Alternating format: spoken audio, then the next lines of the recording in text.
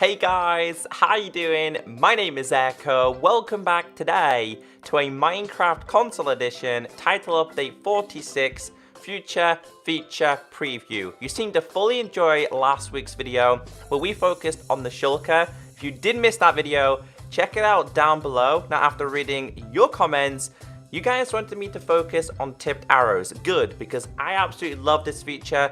There's a lot to learn. It's been confirmed multiple times in 4J screenshots, and I want to explain to you how it does work. Now, if you guys do enjoy this video, be sure to thumbs it up and leave a comment down below on the other future features you'd like me to explain. So I'm back on Minecraft PC, but at the end of today's video, I'm jumping onto Minecraft Pocket Edition to show you something very interesting. So, Minecraft console at this current point, we only have these arrows.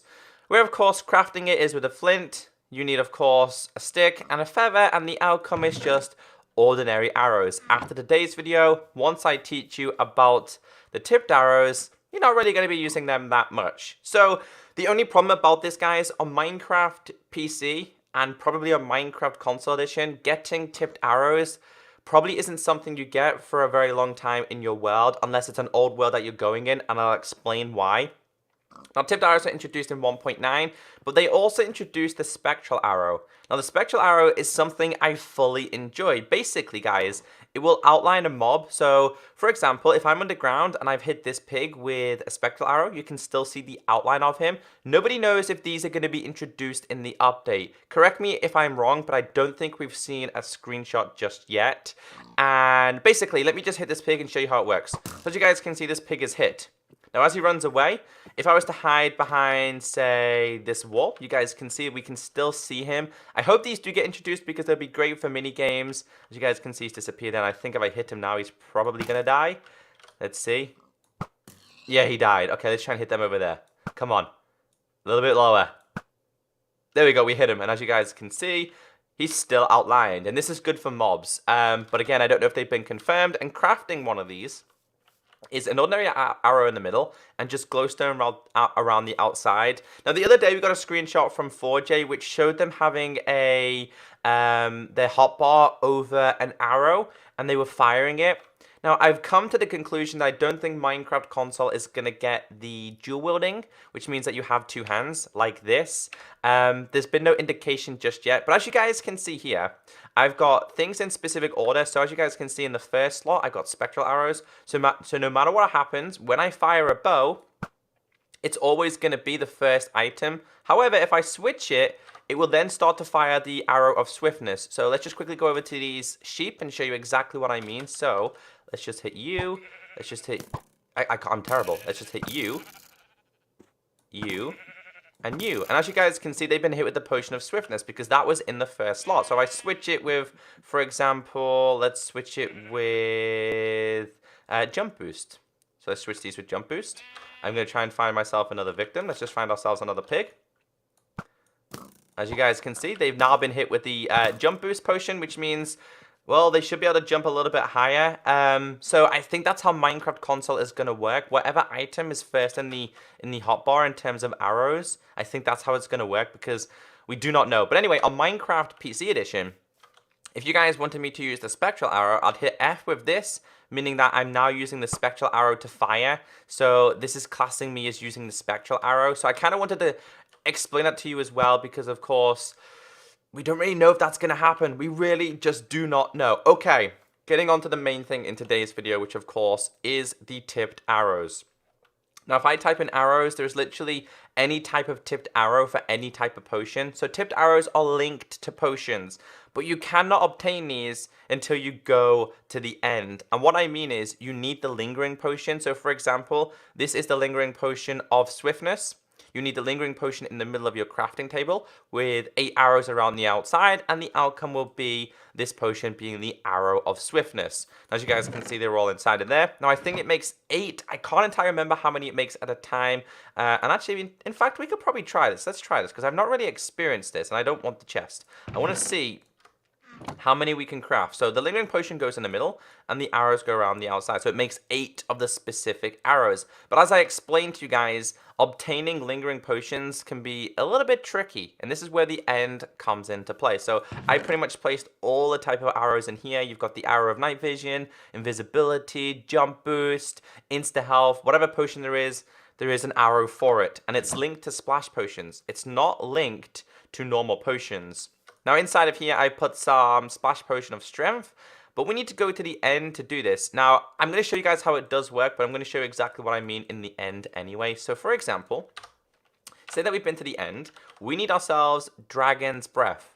Now Dragon's Breath is, it's like the acid that they fire at you when you're in the end. So you do need to keep your Ender Dragon alive. So as you guys can see here, you put the Dragon's Breath inside of there. This is the new system for blazes, by the way, for brewing stands, by the way. You can use blaze powder in here, and then you've got like a power bar here, or like a, I don't know what to call it. I don't know. It's just basically it bubbles it up. It's slightly different in the next update. I think that's going to happen. And then the Dragon's Breath will turn these into lingering potions. And as you guys can see, we've got the lingering potions of strength, which is then where you make your arrows.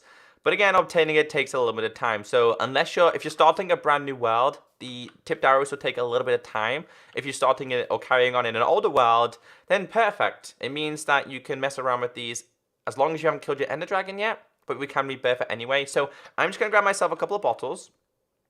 I'm going to grab a couple of these. We're going to head straight into the end, and we're going to go to the Ender Dragon. Now the reason why is because I'm going to start to break these real quick actually. So now that he's down here, when he comes back, he's going to start spitting things at you, and this is called Dragon's Breath. Now in survival, this can take a little bit of time to do, but in creative, it's really not that hard to do. Come on, Mr. Dragon, come back down. Okay, so the Ender Dragon started to spit a few things out, but he's also fired a couple of charges at me, and as you guys can see, we need to pick it up as much as we can. Now, it can do a little bit of damage to you. You can see he's also spitting it out over here. So it's important to pick it up because this is how you get the lingering potions. And this is how you get the arrows as well. So it's a little bit dangerous. It's definitely a little bit risky, but it's the risk. It's definitely worth taking. And as you guys can see, the Endermen are starting to attack the Ender Dragon. So that's pretty much everything you need to know about this. Alright then, so we're going to switch over to Minecraft Pocket Edition. I'm going to explain to you how tipped arrows work on that version. So the reason why I'm on Minecraft Pocket Edition is because tipped arrows are created a different way, which is where you guys come in to question. I want you guys to leave a comment down below on how you think crafting tipped arrows should be. Do you think it should be the way it is on Minecraft Pocket Edition or the way I've just showed you on Minecraft PC? Bear in mind, on Pocket Edition you can do both ways as of my understanding, but this way is a lot easier. So currently an exclusive of Minecraft Pocket Edition is the ability to put potions inside of cauldrons. So for example, invisibility potion inside of here, jump boost inside of here. Any type of potion that you can get, you can put them inside the cauldron, which is useful. And these can also be found in witch huts as well, giving you the ability to get like a free potion. As you guys can see, they're all filled with different colors. It looks like paint, if I'm honest with you, and it's a great addition. But how tipped arrows work with this is you get the arrow and you simply tap it on the cauldron of potion that you desire, making it a lot easier to obtain these specific arrows. So you can see here, if I tap it on here, you guys can see if I go to my inventory, we now have ourselves invisibility arrows. It's the same for all of them. So if I just quickly tap all of these, if I tap this as well, I tap this one, and this one. And as you guys can see, we have a bunch of different arrows, which is the tipped arrows, but a lot easier to create. And I think this one is much better because it means you get to experience tipped arrows throughout your Minecraft experience instead of going to the end. Because of course, if you don't want to kill your Ender Dragon, you're going to have to take an Ender chest to get stuff from the end to the overworld. So I want you guys to leave a comment down below on what you do think. I think that's an absolutely great feature. If you did enjoy this video, be sure to thumbs it up. I'm convinced the update is coming very soon. So stay tuned for hopefully an official release date video. Have a great day, and I'll catch you next time. Bye!